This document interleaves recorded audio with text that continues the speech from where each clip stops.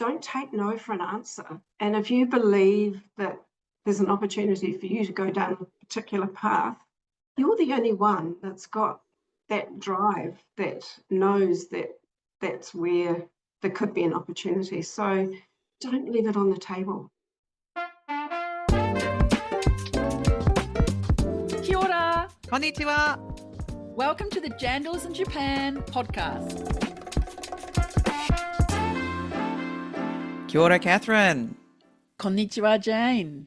Bit of a different start to the episode there with a power quote from our guest who you'll hear more from very soon. Amazing, Don't right? take no for an answer. Woo, no way. I mean, that was just one of the t-shirt slogans that we have to have. There's many that appear in this episode, right? It's full of bumper sticker and t-shirt slogans, that's for sure. Yeah, very cool ones. So what do you think about that? Don't take no for an answer. And you're the only one that's got the drive and knows that there could be an opportunity. So don't leave it on the table. So, yeah. Catherine, thoughts? It's kind of on that mantra I am often talking about on several other platforms and with other communities, is like, if there's nobody there around you who's a role model to do something, you haven't seen it before, just go and do it yourself. Yeah, you have to. It's almost an obligation on you to do it and show the way for someone else. And then they will look up and see you doing it. So maybe that's what happened in our lives, is that we didn't have that person. And around Peri, she didn't have somebody. So she trusted herself she had to do it. Yes. And that's what I like. She definitely was just like, no, hang on. I know, either within my body, but also with the evidence I've seen. She knew, and she did not let that stop her. So, yeah, maybe that could be you as well, right? Absolutely, right? I think just her whole vibe is about tenacity. It's a great word, isn't it? Persistence, and, not taking that no, but also coming here in Japan and checking it out for herself, verifying what she thought was a no, but also really finding out for sure. And I think she tells that story very, very well as well. Yeah. I think we've heard this similar story of this tenacity from other guests that we've had, particularly women guests who are really fighting. The path is not always clear for them or for their products, but they just make the path and they just go, I'm making one. And eventually it does appear, right? Eventually it's there. Cheeky. And they're cheeky, and they're a little bit cheeky. I call her cheeky, a little bit cheeky. I think that's the word that really describes her. Have you done that Peri. yourself, Catherine? Oh, being cheeky? Worked it. Cheeky, and it worked out. Yeah, I think leveraging your foreignness is just as good as a tool to leverage your Japaneseness.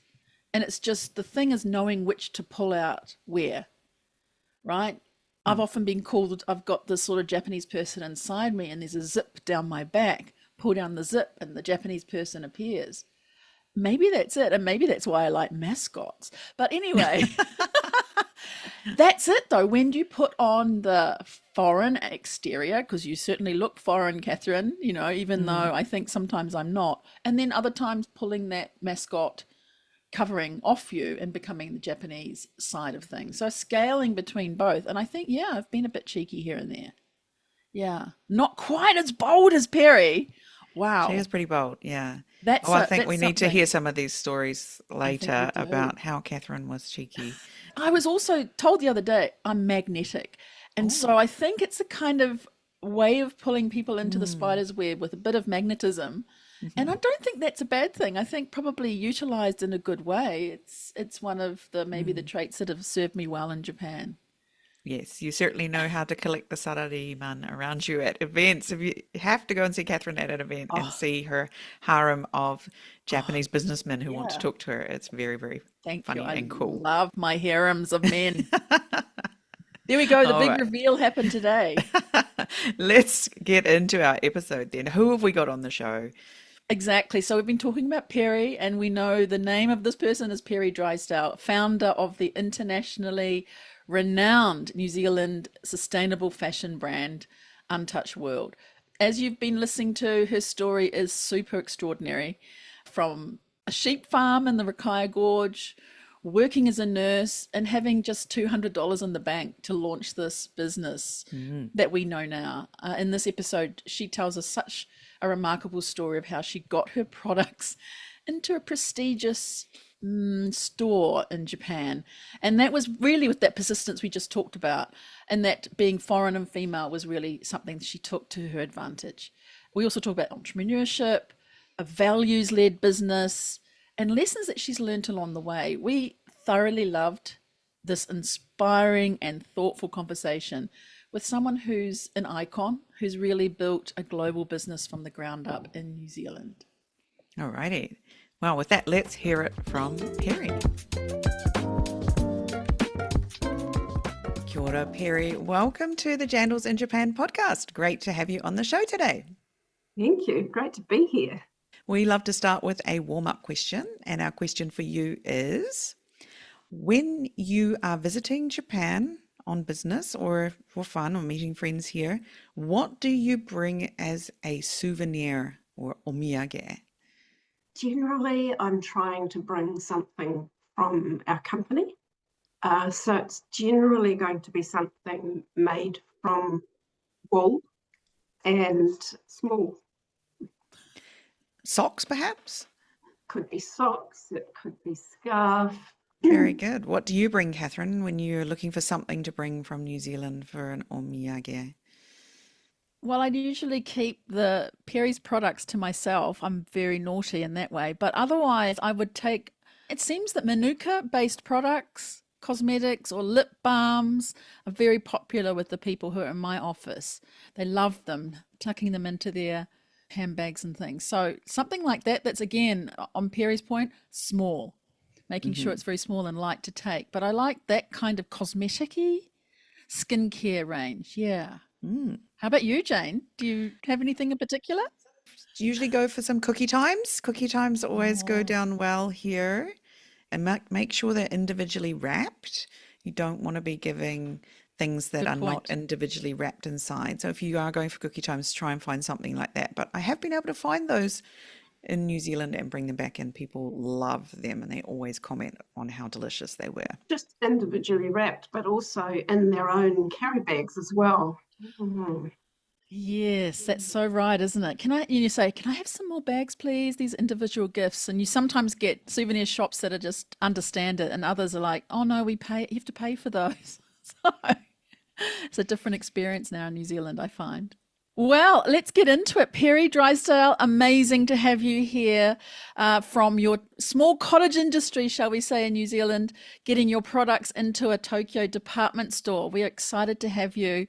I've known you for years and years and never, ever imagined that I'd be able to have a chat with you on the show like this. Your company exports globally, including Japan. You started from very small stages, and now it's just incredible what you're doing with your product.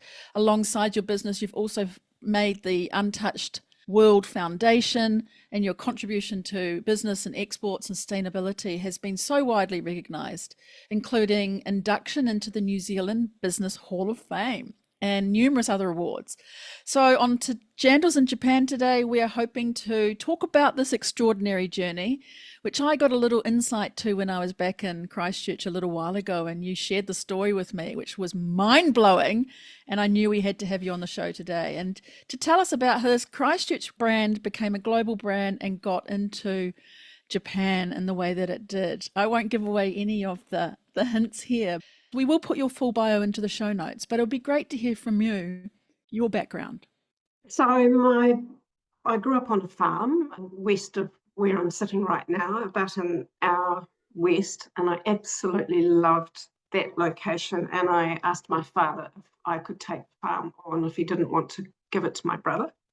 But back in those days, women didn't do that sort of thing. So I had been in the medical world. I'm a registered nurse, and I was really lucky that I ended up setting up the echocardiograph unit at Princess Margaret Hospital here.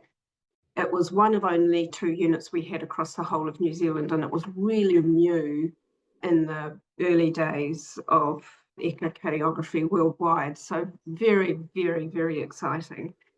And then when my son announced his forthcoming arrival 9 months hence, I had to think about what could I do, because there was only these 2 positions in New Zealand, one in Christchurch and one in North Auckland. And there was no maternity leave in those days. I'm not sure if there is in Japan. And there was no part-time work available. So I couldn't carry on with that echocardiograph work once I'd had a baby. So that was fine. I left and had one baby, then another one came along quite soon. It was Emily. She was a year and a half after Tim, and I was really busy for a short time. And then I thought, well, now what? And I wondered what I was going to do, in those little gaps that you have around about raising children. And I thought back to where I grew up the Rakaia Gorge. So beautiful, so beautiful, and very pristine. I always felt very clean. The water ran purely, clear. The skies were blue. The snow was white. If there was snow, the grass was green. I just loved it out there. That was a sheep farm that I was on. So while on the sheep farm, the workers used to congregate in the kitchen. We would give them their meal there. And after the meal, the conversation would often turn to what about New Zealand's economy. It was very dependent on our primary product. And my father worried about it in particular. And so I had this light bulb moment, which is not really a light bulb moment, but back in 1981, probably, I thought, well, why don't I add some value to New Zealand's primary product, to some wool, and make some beautiful wool products and export them? So a slight problem, I didn't know how to knit at that stage.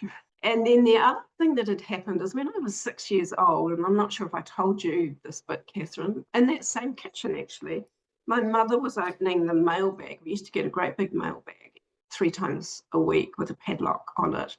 And she undid the mailbag and out tumbled this little tiny box in brown paper with brown string on it. And she opened it up, and inside there was this pair of absolutely divine shiny red shoes for me as a 6-year-old to wear to the wedding across the river.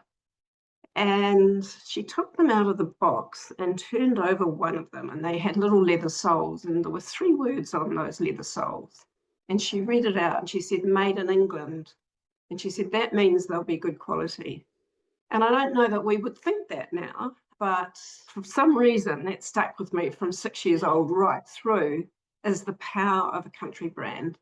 So I figured that I would turn this New Zealand primary product wool into some delightful little items and wrap New Zealand's values as I saw them then around them and send them offshore. Easy. Yeah, just a light bulb moment, age 6. Yeah, but amazing that your mum said England equals good quality, whereas we hadn't really thought that about New Zealand products, right? And put it up to that prestigious level. Maybe we did, maybe we didn't really voice it in that way, especially wool products. Well, it was single desk marketing in those days. So all New Zealand products came from the wool board, and the dairy all came from, the Dairy Institute, whatever it was called. So we really weren't marketers. There was very little marketing in those days from us. Well, what then? Because you said you weren't a knitter. No. But something happened along the way there. And there's a story you were telling me about having only $200 in the bank account. And it just blows me away to hear this story, but I want you to tell it. Getting into knitting with only a little bit of dosh in the bank. So I asked a neighbour to teach me how to knit, and I could do some knitting, but in particular, I wanted her to check the patterns that I was writing. And because I had small little toddlers, what I was making was suitable for toddlers. And so I took my patterns as far as I got to over to her and said, "Are these going to work?" And she said, "Well, to start with, you've got the wrong size needle for the yarn." So that, there were some fundamental problems on that. But anyway, we got there and I made some samples, just one of each. a little hooded jumper in 3 sizes. It's very clever because I managed to put some stripes in it. Um, and then I made some little mittens, and I didn't have the skills to knit thumbs. So I just knitted a little something that would go over the end of the hand and put a tie in to tie it there. And then I made some little sheepskin soled boots. I thought I was getting quite clever by then. Got some booty patterns and knitted them up, and then stitched some sheepskin into the bottom. And I took those off to what was then called Trade and Industry. It's now called Trade Ends, but that's the organisation in New Zealand that helps people like me export. And I said to these people, I want to export these to America, because we had someone that we knew in America had agreed to take them to people to sell them. And they were very sweet. They could have squashed me under their foot, but they didn't. And they said, well, where's your local market? And I said, well, I don't have one. I want to export these. And they said, well, it's a really good idea to have a local market before you start exporting. I said, oh, okay. Well, why is that? And they very sweetly gave me all the duties and everything I'd need to know about sending these goods into USA. And I left there and walked across. It was in the centre of Christchurch.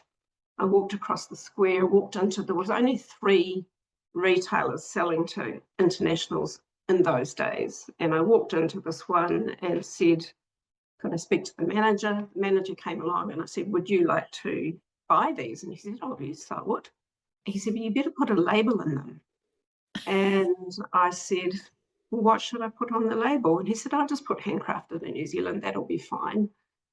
So he placed an order, and then I went round the corner and got an order from a tiny little shop, another order. And then I went home and I thought, that was the fun part. Now I've got to get these things made.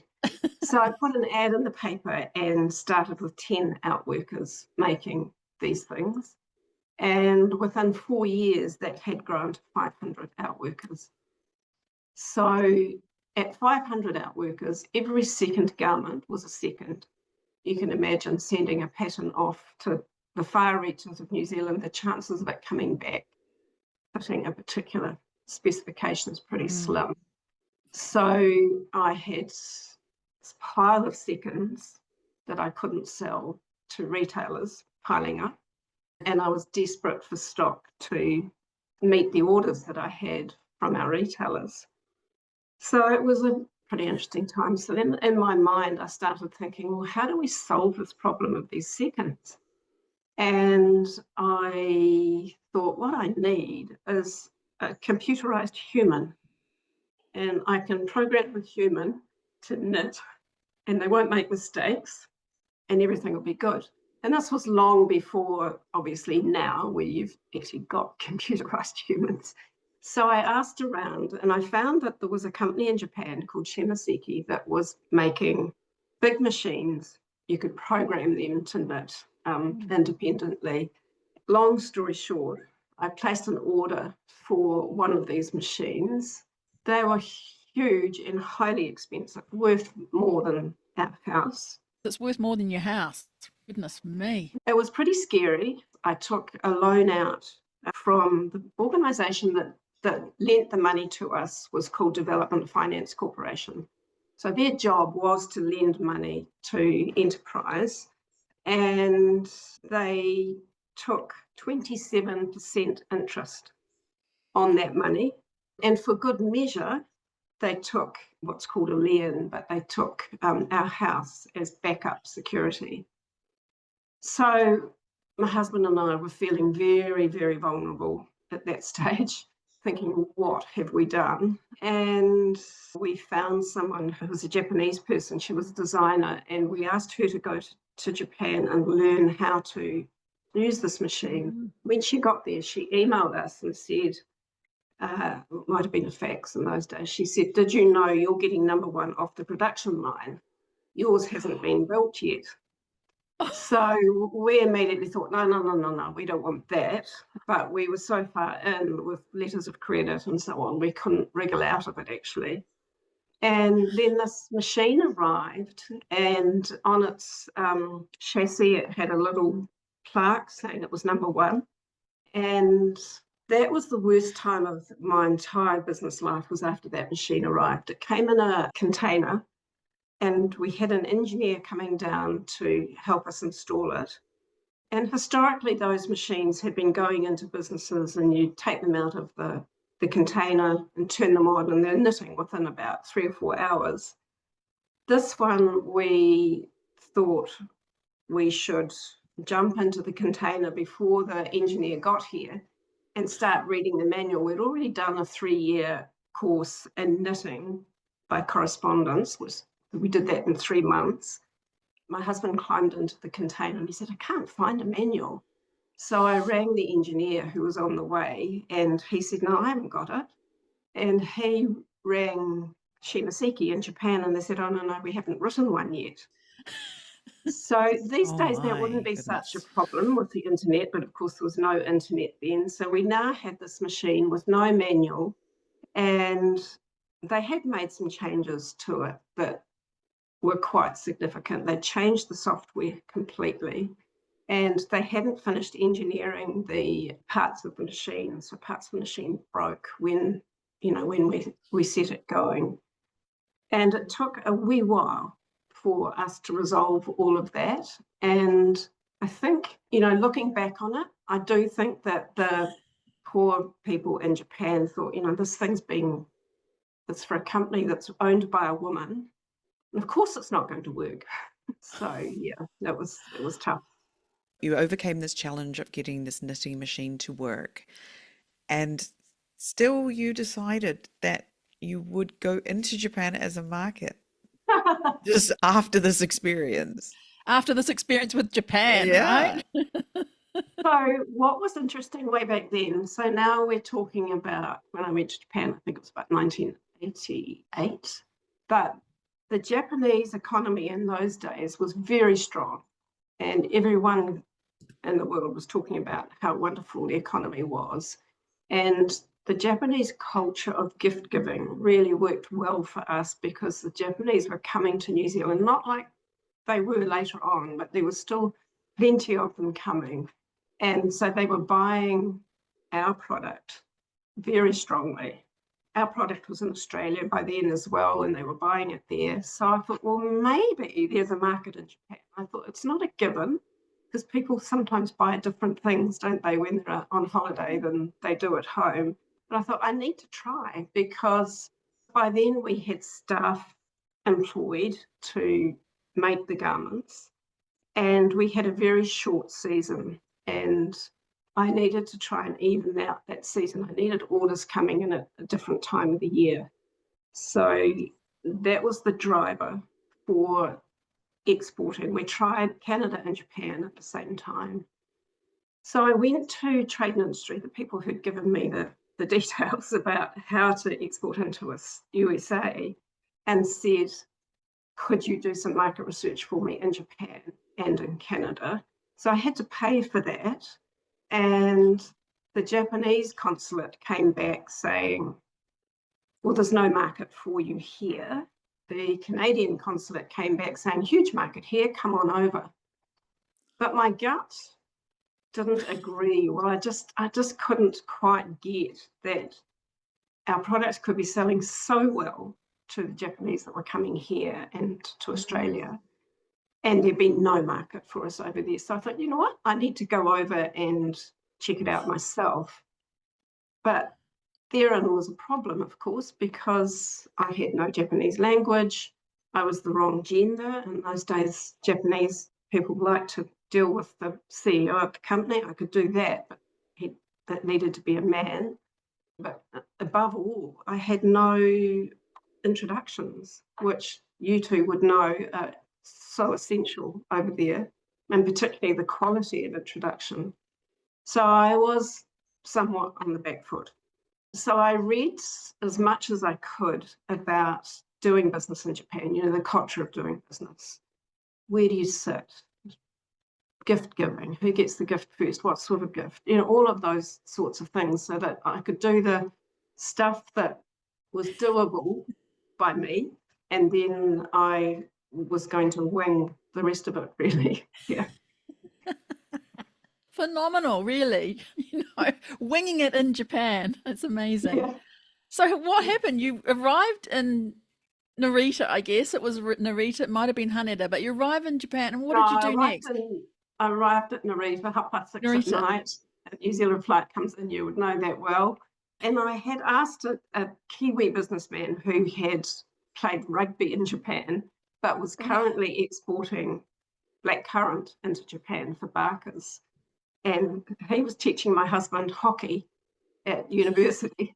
And I said to him, could you come with me to Japan? But I don't want you to do the business, because I knew enough about it to know that him being the man, that they would just want to deal with him and not with me, and he wouldn't know what he needed to know.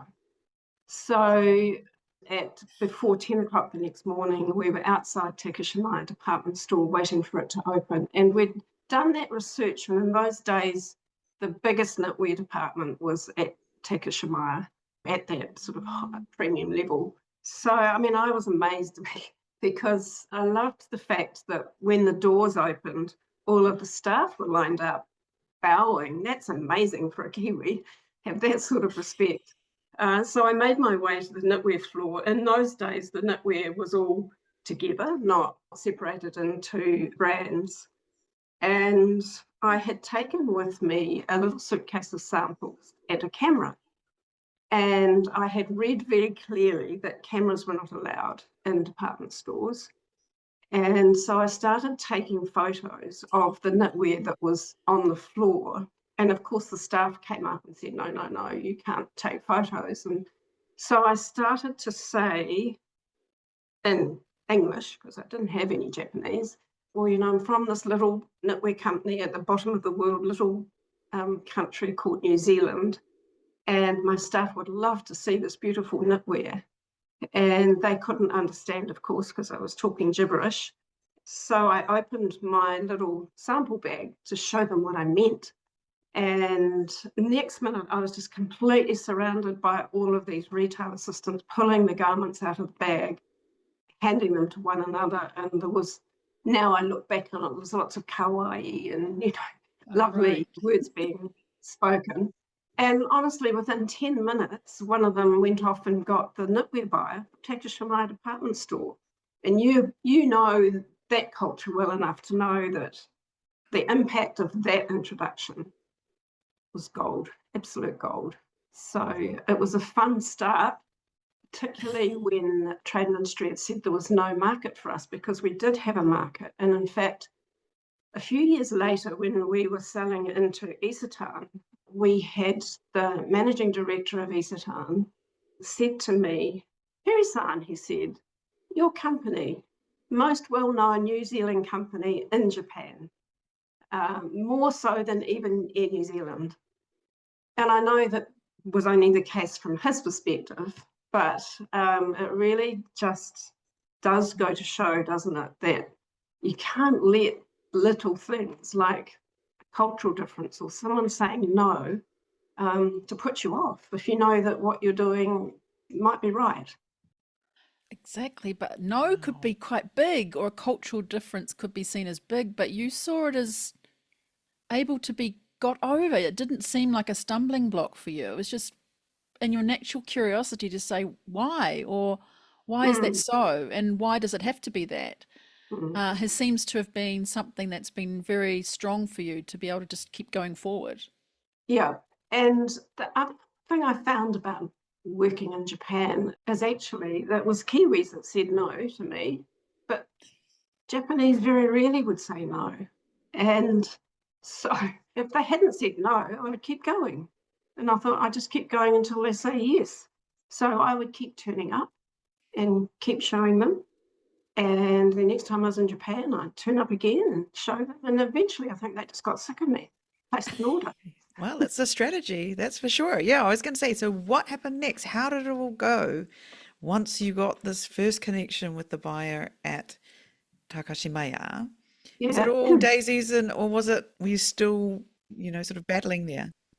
A lot of it was really good and really fortuitous that Japan was in the space it was at that stage, where there was a real wealth feeling there. And curiously, the guy that I was with went back to our little hotel, and while I'd been talking or been, was engaged with the staff in Takashimaya, he'd written down the names of some wholesalers of some knitwear on the floor. And we went back to the Shepherd Park Hotel and he rang them. And the very first one he rang had a son skiing at Mount Hutt at that moment. So there was just this incredible connection. So they came around and had a look at what we had. And we were so different to the range that they were selling. It was called Dolores, and it was full of applique shiny bits and so on. But they got us into Isatan, I think it was, or Mitsuboshi, I can't remember which came first, straight away, like incredible. And when I went to see the product, I couldn't believe how beautiful it was. That my product? So beautiful. They had this huge area that they displayed it in, and they had some little leather suitcases, and they had it spilling out of the suitcase. And, it just looked amazing. So we just gradually grew the market. We got into most of the department stores. And when I say we, at that stage, it was mostly me. And then at one meeting, someone asked me if I would like to meet a friend of theirs who had been the head of Takakyu. He had been the general manager of Takakyu. And I think at that stage, they were an 88 billion yen store, and he was opening 2 stores a week. And he burnt himself out and he had to leave that job. And then I came along at just the right time, really, where he was looking for something else. And this friend of his said, would you like him to represent you? And he had been the biggest buyer for Burberry with that huge number of stores. And I figured, well, he will have some debts that need to be paid. So we took him on, and together he and I tried to grow the market further in Japan. Wow, because there's that amazing story with the coat, right? Is it in merino mink? Yes, so down the track a wee bit, he introduced me to a guy called Shozo Honda, who was president of Prada, Japan at the time, but he was also looking after other countries as well.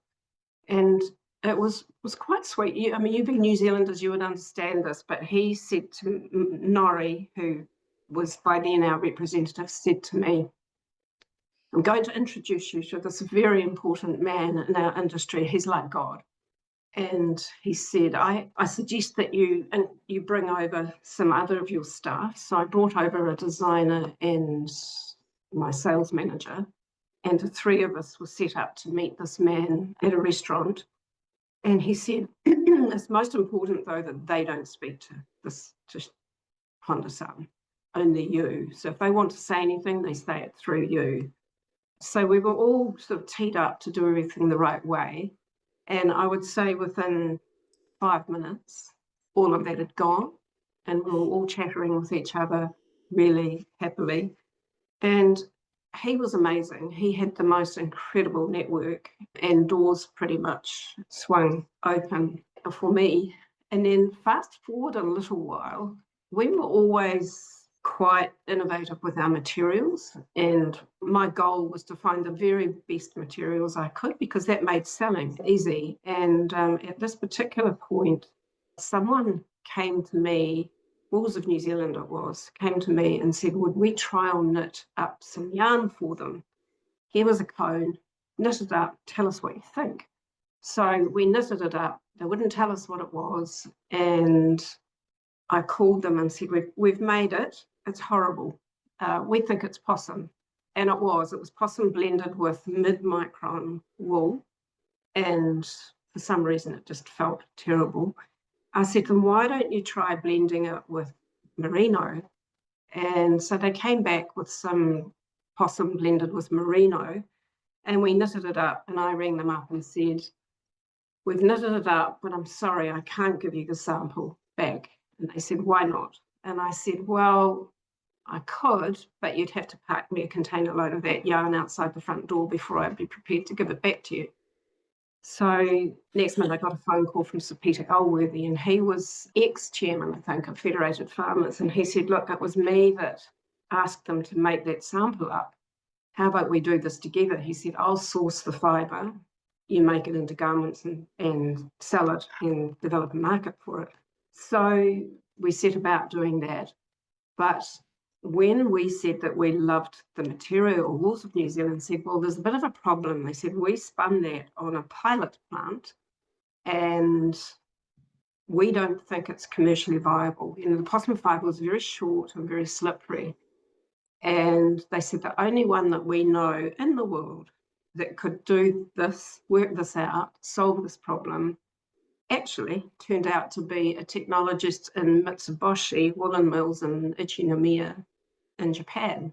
So if I went to Japan to meet with this guy at Mitsuboshi woolen mills, and together we got the problem solved and developed a beautiful, beautiful yarn that could be produced commercially.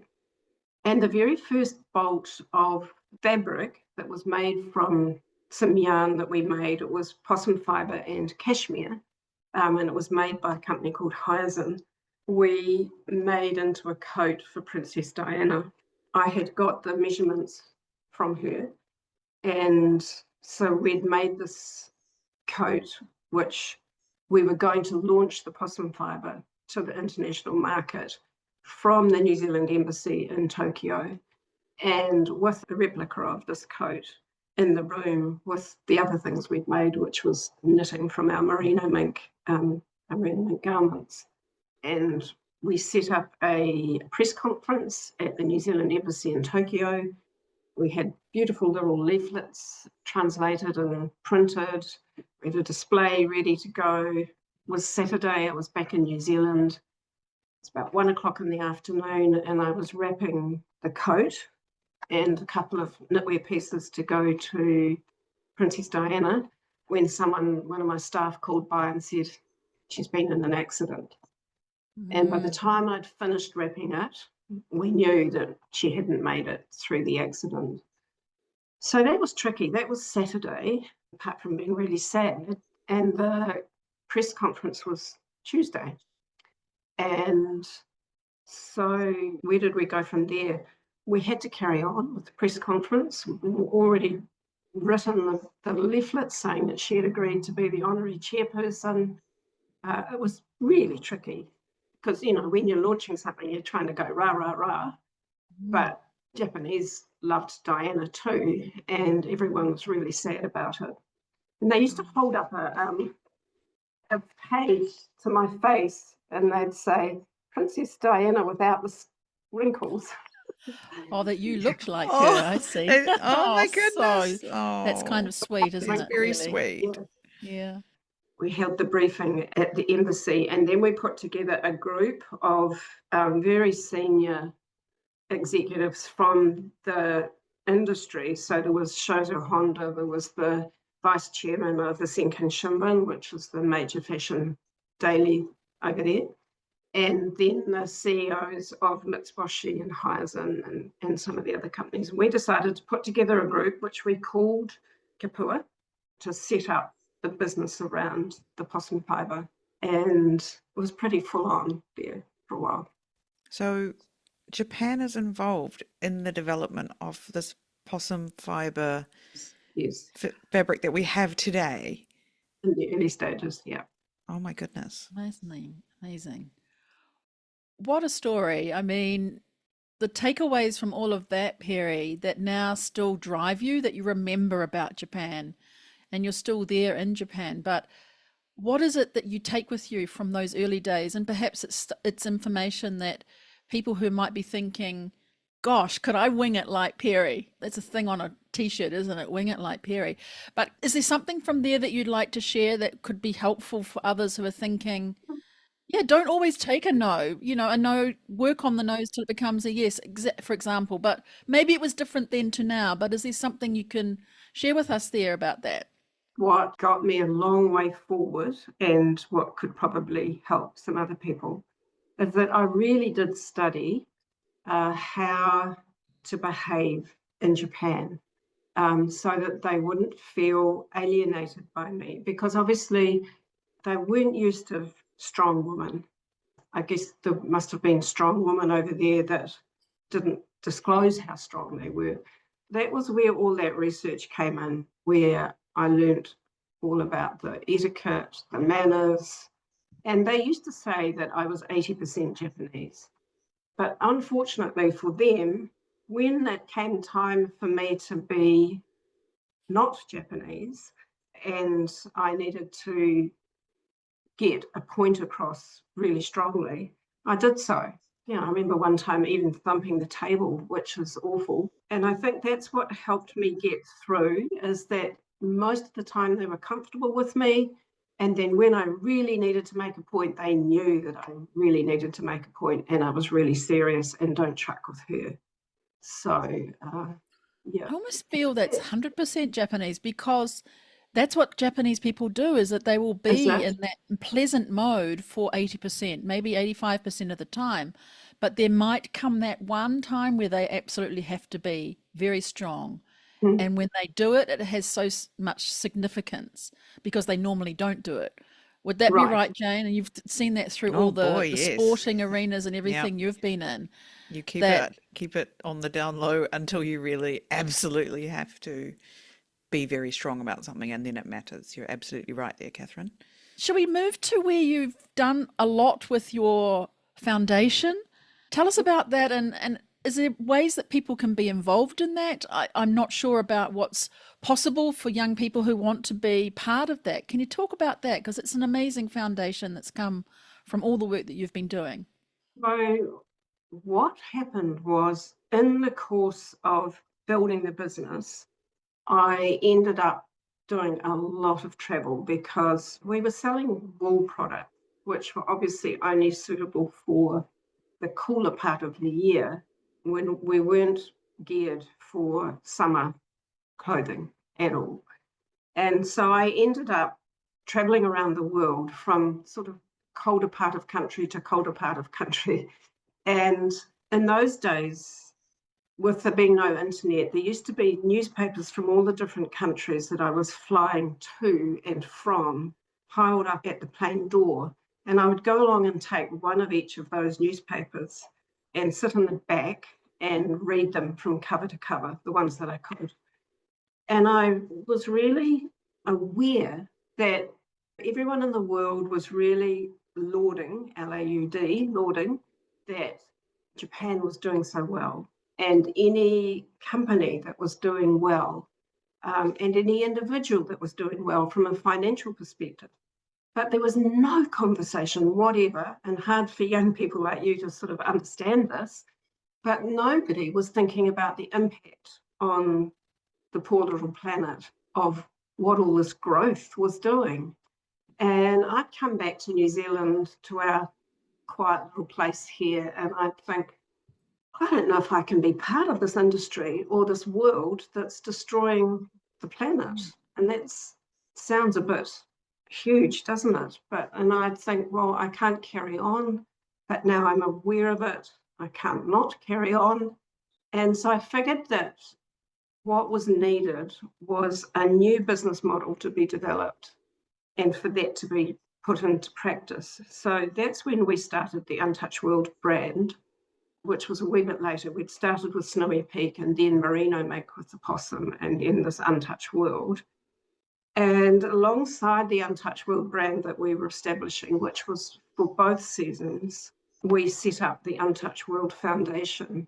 And what I wanted to do with the Untouched World Foundation was give young people, so these are aged from 17 to 25 mostly, an experience to kind of unlock the leader within. And somebody did that for me, and I didn't realize that I had leadership potential.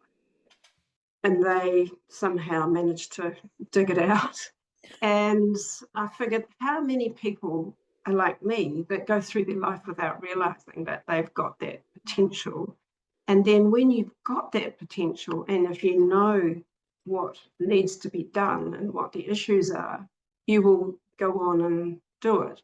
So we started these Leadership for a Sustainable Future programs, They've been incredible.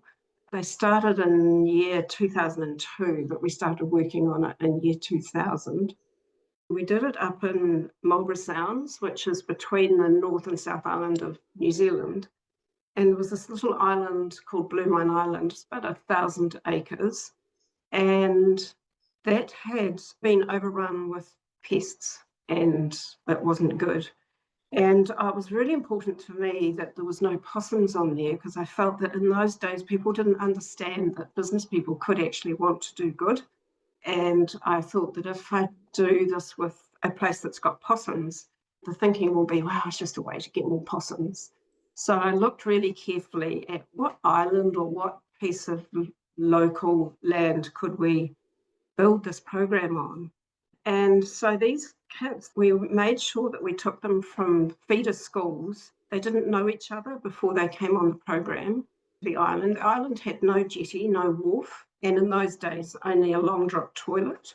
And they would have to unload everything we needed for the week off the boat and get it ashore, which was the first challenge. And the first opportunity for them to really work together as a team. And we had some teacher support and some Department of Conservation support on the island as well. And we would show them what needed to be done. First of all, it was monitoring how many rats and mice there were on the island and where was the weed vegetation. I was a little bit worried that there would be a Lord of the Rings type thing where there would be one student who wasn't quite coping but they've been amazing every time. If there's anybody that's not coping for one reason or another, I think one time we had an asthmatic on the island. They would just come around and support that person. And so that was the beginning of how amazing it was. And they all talked about how much they'd learned and how much they'd learned not to judge a book by its cover. They'd look at the other students that were going out on the island. We're going to be spending a week with that person. But they were all just such firm friends by the time they got off the island. And we used to send a staff member from here with every group that we could, just so they would get the experience. And one of them was a guy that was just trying to clean himself out. He'd been into some pretty not good things. He had big hoops in his ears and lots of tattoos before we were all tattooed. And one of the parents that was dropping their kids off said they looked at this guy and thought, oh my goodness. And that parent said at the end, well, I've learned not to judge a book by its cover. You know, this guy said he'd had such an amazing time, best time of his life. It's been very profound, and one thing's gone to the other. We now have 4 programs running, and we're growing more. And we like to think that we're making a difference for kids. So yes, people can join in these programs in New Zealand. We haven't got them going in other countries yet. And if you just keep an eye on the Untouched World newsletters coming out, the blogs, you can hear when the next program is and register an interest in it. Amazing. Thank you for that. I think too, just going back to, New Zealand businesses coming into Japan, and we often get a lot of questions, and I think you've talked about this too before, Peri, is the New Zealand company that asks you, can you help them find a market?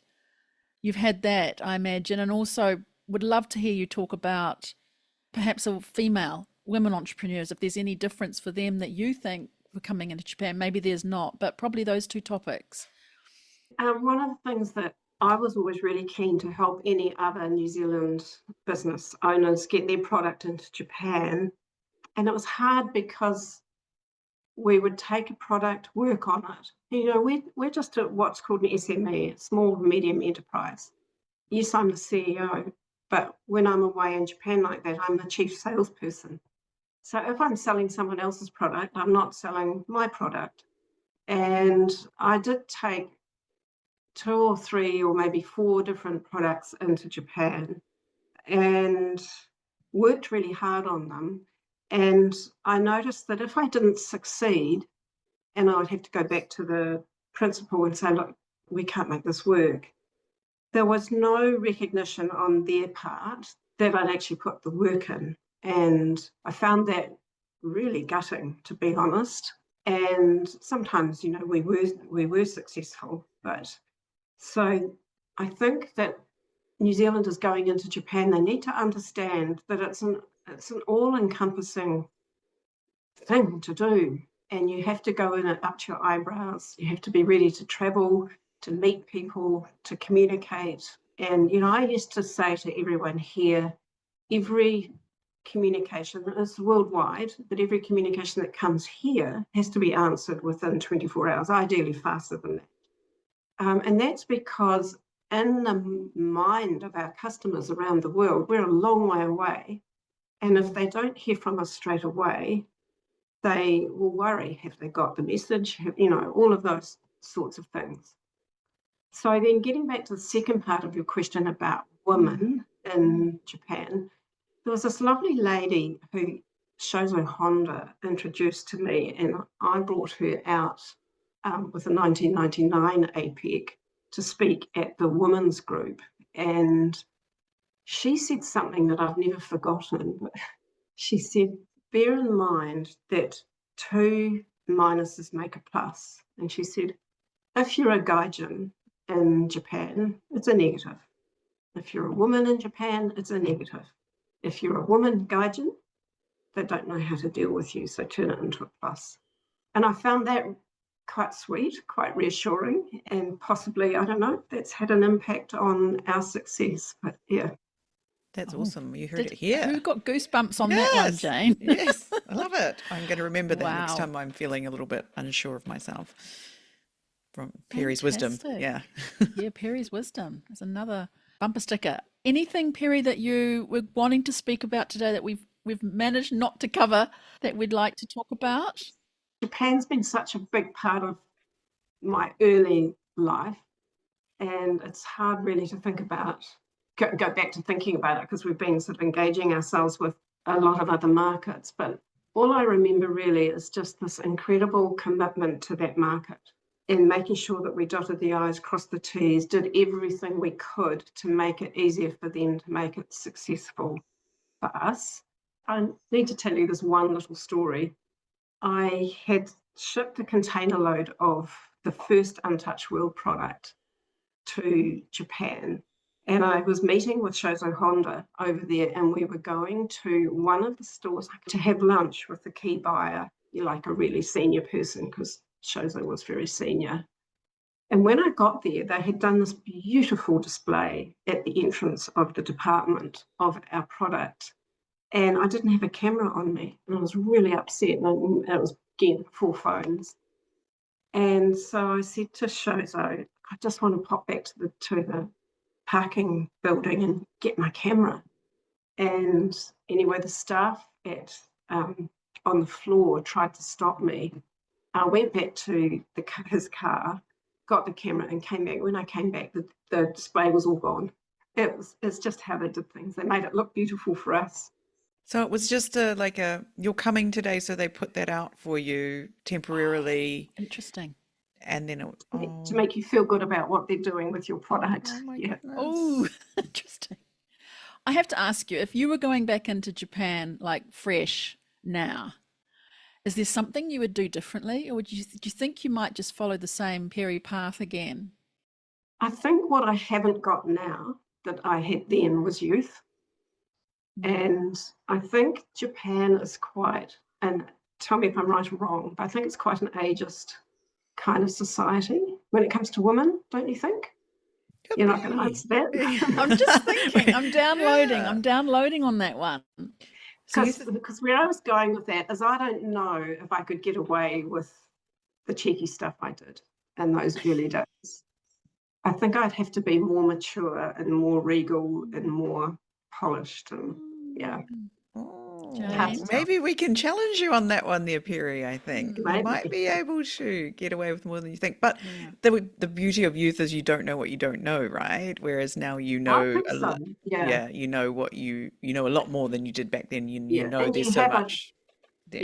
Yeah. I mean, some incredible things have happened to me on the way through. I remember I was over there all dressed up to go to a really important major meeting, and I had bought an outfit in USA in one of the big department stores there. And it was that end of rainy season, when right at the end of the rainy season, it just really tips down. And it was like there was this bucket of water coming out, and this lovely outfit that I wore shrunk up my leg. Nowadays, wool would do that. It was obviously synthetic, but that was pretty interesting.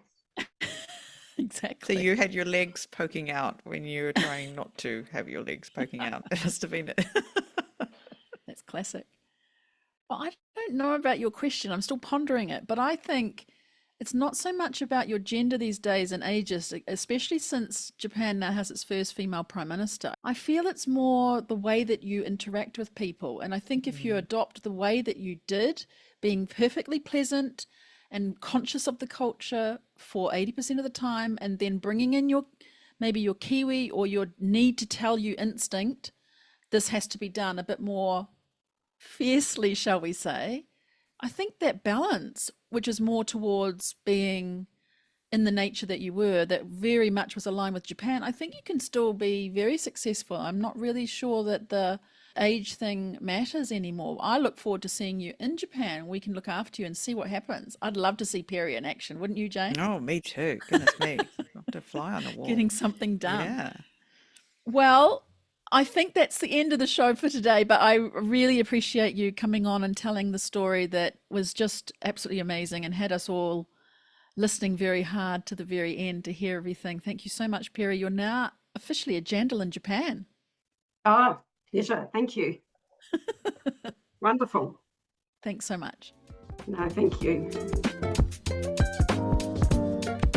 Wow, another awesome episode, and Peri's wisdom. So many gold nuggets. Exactly. As we predicted in the intro, I hope everyone was listening very, very carefully. There's just so many amazing things that she said there.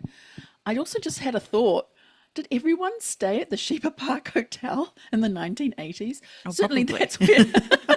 that's where I stayed in 1987 on my first trip here. And it's quite funny how everyone seemed to do that at that hotel. I'm sure a few people listening have Being a had that travel experience. agency they were affiliated with at the time or something, right? Maybe that's Yeah. true. She was just so amazing in how she came to Japan, verified with her own eyes, and then she kept being in everyone's face, in front of them, and I mean that in a respectful way. I mean, showing up, right? And I think that's a real key in Japan, is this showing up. And it doesn't necessarily mean just appearing at events or giving your business card. I mean, that's one part of showing up, but it's also the aftermath. When you write the email, when you think about that person you met, not in a business way, but in building a relationship way. How can I help this person a bit more? And it really is a long game.